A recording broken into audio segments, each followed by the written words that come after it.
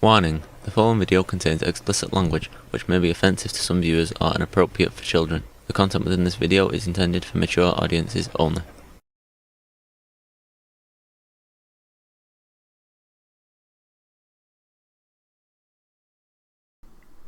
Hello, and we're back. We're continuing our journey down the rabbit hole.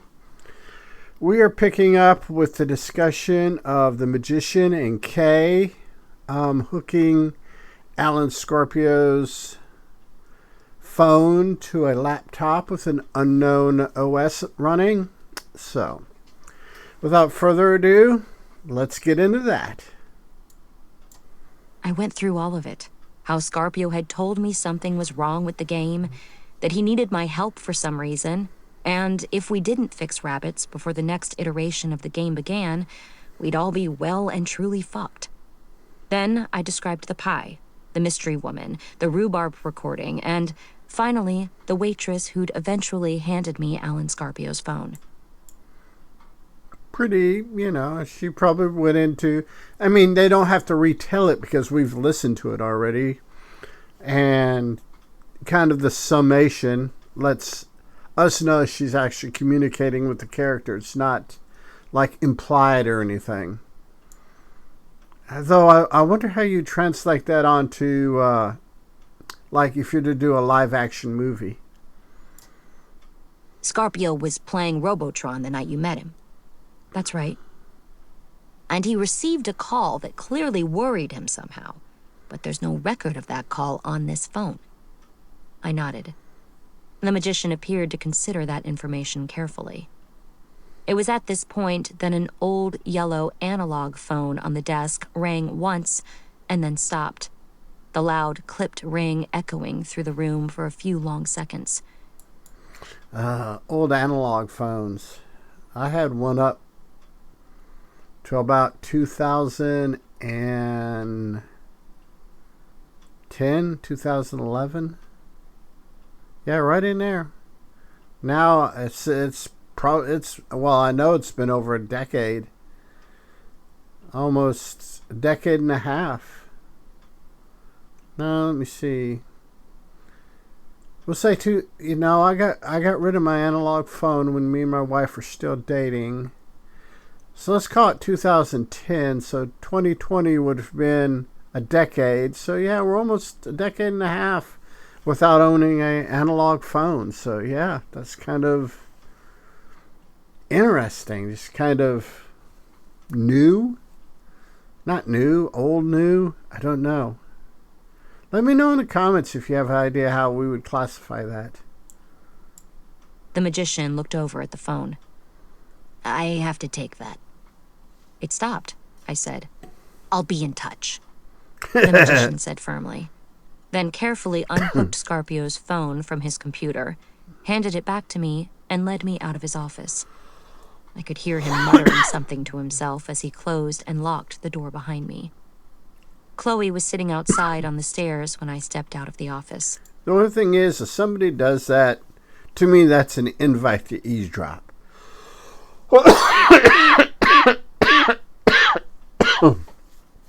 Sorry about that. Swallowed wrong and tried to kill myself, choking on my own saliva. Ugh. I thought the magician never plays the game, I said, as Chloe and I walked downstairs and into the arcade proper. He used to play, but not anymore, Chloe said, slipping a quarter into a mappy cabinet. It makes you wonder if one of the winners that we don't know the identity of might be the magician. Advises those who do. You know this, Kay. I know. It just feels like he's really into it this time. Well, you did just bring him Alan Scorpio's phone. Fair point.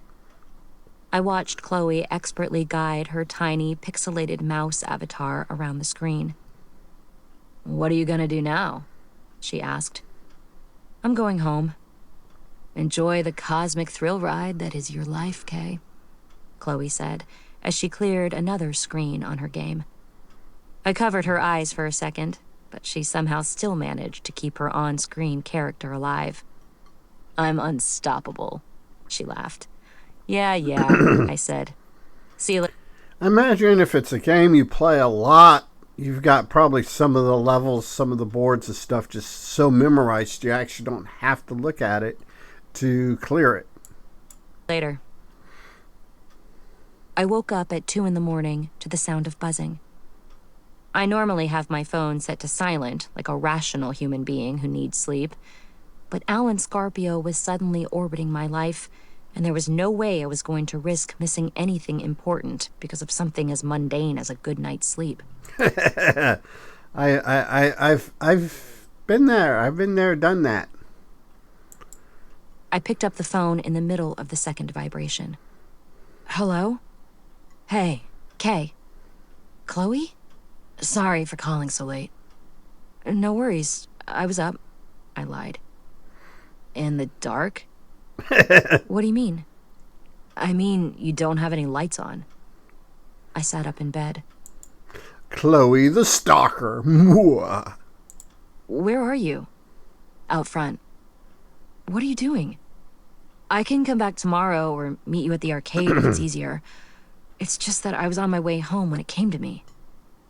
When what came to you? It'll be way cooler if I show you. Okay, give me 5 minutes. I hung up, brushed my teeth, then pulled on a pair of light gray jersey pants. I tried on 3 shirts before I decided on the Red Dwarf t-shirt I'd received in the mail that morning. Red Dwarf was Chloe's favorite television show of all time. It's actually a really good show. I wouldn't classify it as my favorite, but for things that we've imported from across the pond, it's great sci-fi comedy. The original, that is. They've done a reboot here recently, I believe. So yeah, I haven't got a chance to check that out. I loved Red Dwarf as well, but to be honest, there's a 100% chance that I'd bought that shirt specifically because I knew Chloe would dig it. Alan Scarpio doesn't have a dog, she said, as she rushed into my living room. He's allergic. She didn't even glance at my shirt. What? I asked. Chloe picked up Scarpio's phone from the coffee table. His phone's wallpaper features a dog. So? That has to be a clue. Does it? You have Alan Scarpio's phone, Kay. He asked you to help him fix rabbits. This is unfucking precedented territory. Yeah, I said. You might be right. Probably pretty crazy on top of that. There has to be something on here, she said, swiping through the application screens on the phone. Chloe was experiencing the rush that accompanied the game. I could see it in the way her eyes were just a little wider and brighter than normal, her movements faster and less precise. We'd all felt it. The sense that the next iteration was about to begin and that we might be about to discover a way in. That static charge you get sometimes when you get so excited about something, like going to see a movie or something. I kind of felt like that when I went to go see Alien Romulus, to be honest with you. You want something to drink? Wine or tea? I asked. Chloe bit her lip and made a clicking sound with her tongue. She did this when she was thinking. Why don't we do tea? She said finally. If there is something on the phone, we might miss it if we're on our 4th glass of Malbec. Sounds good, I said. That's a very good point. But then again, sometimes you'll pick up on stuff when you're altered that you wouldn't pick up when you're sober. It's 6 one way, half dozen the other, I guess. And stepped into the kitchen to boil some water.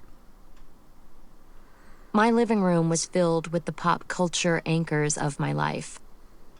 Thousands of books that looked like they'd been shelved by blindfolded maniacs. Vintage video game consoles. Bookshelf behind me. The one behind me with the minion on top. If you look at the way those books are shelved and all the other crap that I've thrown on that bookshelf,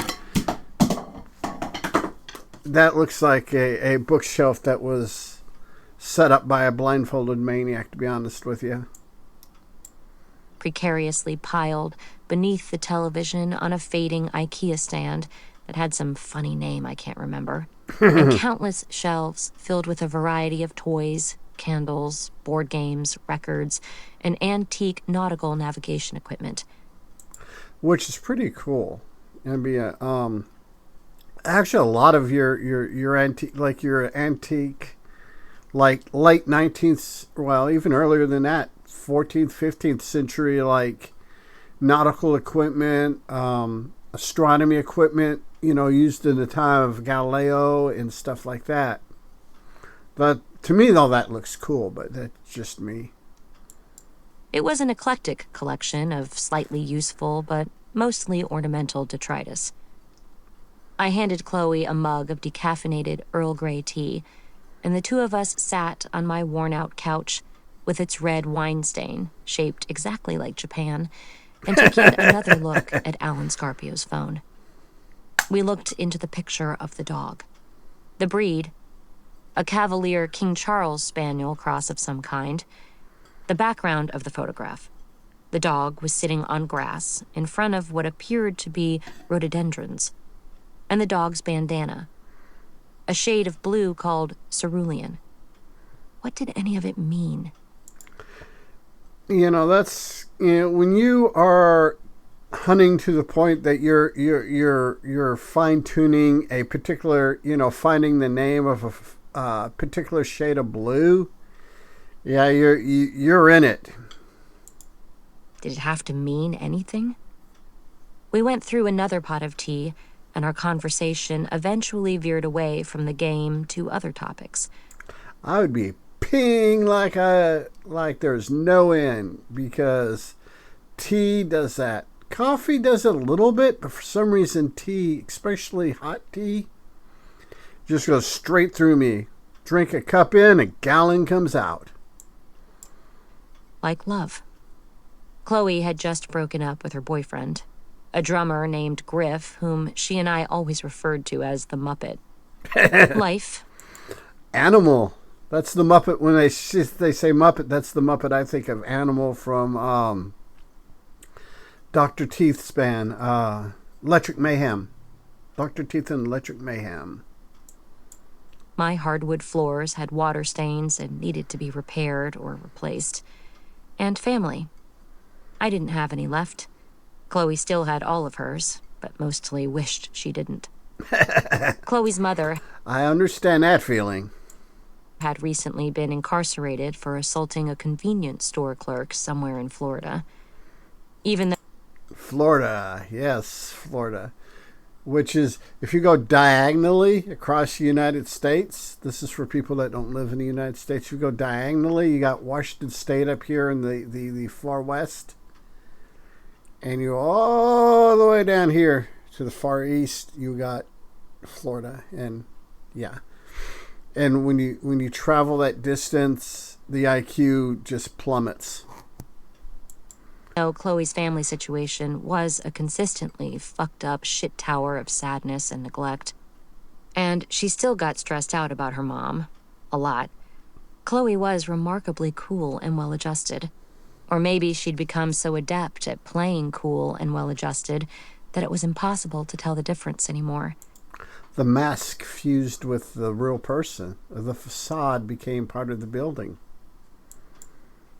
Either way, it was impressive. I took a look at the clock. It was just after 3 a.m. It's probably time for bed. It's probably good that these rich girls don't have to get up and work, like the rest of us. We really don't know Kay's gender. Terry Miles in interviews and articles that articles. I don't think I've ever come across an actual interview with Terry Miles.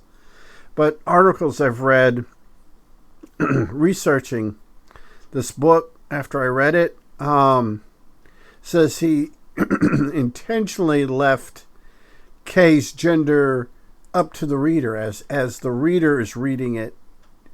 So you can read it Kay as male or female, a trans female or trans male. Just, however your personal take is, because if you pay attention, there's really no details other than maybe hair color, eye color given. Chloe yawned and nodded. You can crash here, I said. The guest bedroom is all yours. You sure? Of course, yeah. You know where the towels and everything are? Sure do, she said. Great. I handed Chloe a pair of thin blue sweatpants and a Tanis Podcast t-shirt. I love that she just subtly just plugs another podcast. Tanis is a very good podcast. I'm thinking about maybe doing it once I get done with Black Tapes. In case she wanted something clean to sleep in. After she thanked me for the shirt, the two of us stood there in the hallway for a moment. Chloe toyed with the string of her tea bag, which I'd wrapped around the handle of her mug. An unreadable smirk crossed her face as she shifted her weight to her back foot. I muttered a hasty goodnight, slipped into my bedroom, and shut the door. And we'll go ahead and call this video good here. And we'll have a continuation. We always continuation. Sometimes I will jump back a little bit depending on how long it is between me filming videos, because sometimes I need the refresher. But we should be able to pick up right where we left off here. So, and until next time, be a good human, be good to other humans. Peace. Hey, it's 10 p.m. Do you know where your children are?